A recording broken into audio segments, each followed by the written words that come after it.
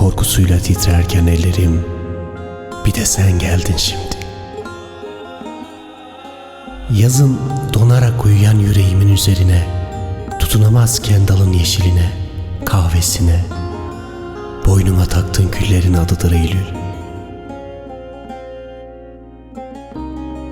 Kiraz ağaçlarının dudaklarından dökülen şarkımız, kimsesiz selvilerin gölgesinde dinlenmiş bir ruhtur sevdamız. Sararır gözlerinin elası, kararır kar beyazı bulutlarım Eylül. Ah ki Eylül, nasıl oluyor biliyor musun? Önce sura üflüyor melek, titriyor bedenim. Meğer sarsılan dünyammış yerinden oynayan. Sonra çokça üşüyorum. Ölüm meleği tavaf ediyor her taraftan. Sonra mı?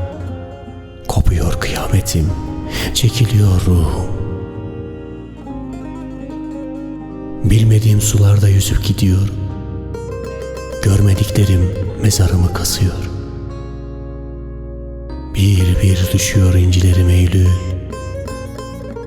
Hasretin, hicranın, feveranın, vuslatın şerefine bürünüyor. Bense boydan boya toprak, gömülüp karışıyorum derdine. Rüzgarın üzerimi örtüyor Eylül.